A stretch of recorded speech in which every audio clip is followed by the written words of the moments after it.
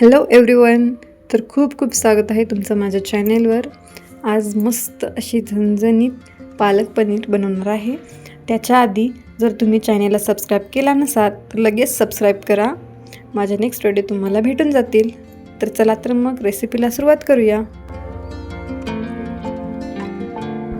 इथे मी घेतला आहे फ्रेश असा पालक. आता या पालकला मी 2 ते 3 वेळा स्वच्छ पाण्यातून धुवून घेते.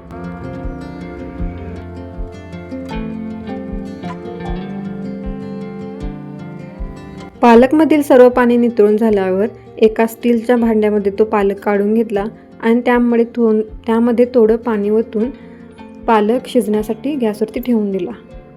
आता पालक शिजून होईपर्यंत मी इकडे घेतला आहे पाव किलो पनीर. आता पनीर मी छोट्या छोट्या तुकड्यांमध्ये कापून घेते. आता पनीर कापून झाल्यानंतर एका भांड्यात मी काढून घेतला, त्यामध्ये पाणी ओतून तो पनीरही शिजायला ठेवला.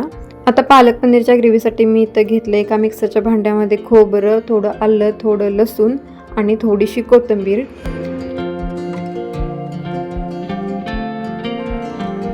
आता इकडे पालकलाही उकळी आली आणि आता ग्रेव्हीसाठी पालकही रेडी झाला आहे. आणि पनीर मी तळून घेतलेला नाही, तर मी गरम पाण्यातून पनीर उकळी काढून घेतलेला आहे. आता या ग्रेव्हीसाठी मी मिक्सरच्या भांड्यामध्ये उकळी काढून घेतलेला पालक ॲड करून तो मिक्सरला व्यवस्थित बारीक करून घेतला.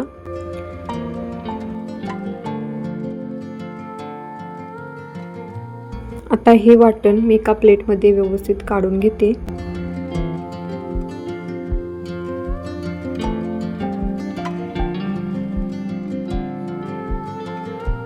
आता हे तयार झालेलं वाटण मी बाजूला ठेवून घेते. आता मी ग्रेव्हीसाठी 4 कांदे आणि 2 टोमॅटो चिरून फ्राय करून घेतलेले आहेत. आता हे फ्राय केलेले टोमॅटो मिक्सरच्या भांड्यात काढून घेते आणि व्यवस्थित बारीक करून घेते. आता लागणारी दोन्ही प्रकारची वाटण मी व्यवस्थित बारीक करून घेतलेले आहेत.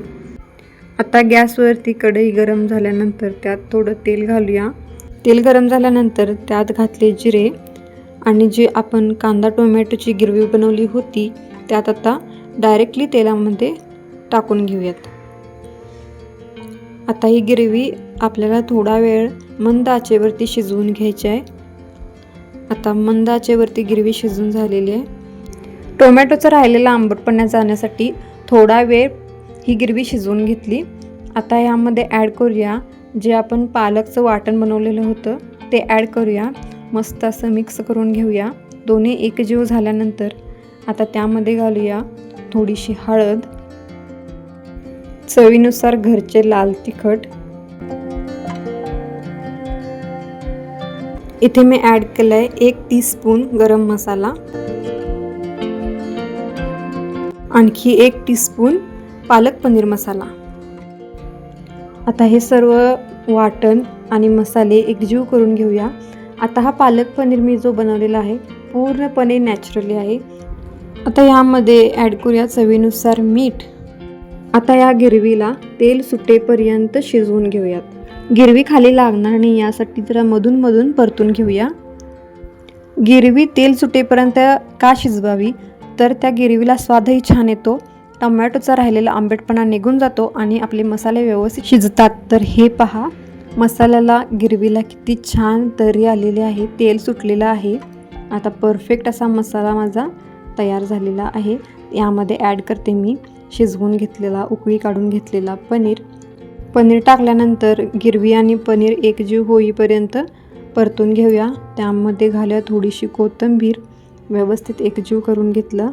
आता 5 मिनिटासाठी मंद आचेवर पालक पनीर व्यवस्थित शिजू द्यायचं. त्याचं स्ट्रक्चर अगदी व्यवस्थित येऊ द्यायचं जेणेकरून पालकमध्ये पनीरचा स्वाद उतरून येईल. तुम्ही पाहू शकता आपलं पालक पनीर व्यवस्थित असं तयार झालेलं आहे. मी या पालक पनीरला नॅचरली असं का म्हटलं तर मी ह्यात जे पालक वापरलेले आहे ते होममेड आहे. पालकही आमच्या शेतातलंच आहे आणि मसाले तर घरचेच आहेत. त्यामुळे नॅचरली पालक पनीर तयार झालेलं आहे. कशी वाटली तुम्हाला आजची रेसिपी नक्की कमेंट करून सांगा. चॅनलला सबस्क्राईब केला नसेल तर लगेच सबस्क्राईब करा आणि कमेंट करायला विसरू नका. अशी चरचरीत आणि झणझणीत रेसिपी नक्की एकदा ट्राय करून बघा. आणखी होममेड साहित्यात घरी बनवलेली गावठी अशी पालक पनीरची भाजी हॉटेलच्या पालक पनीरलाही नक्कीच मागे टाकणार.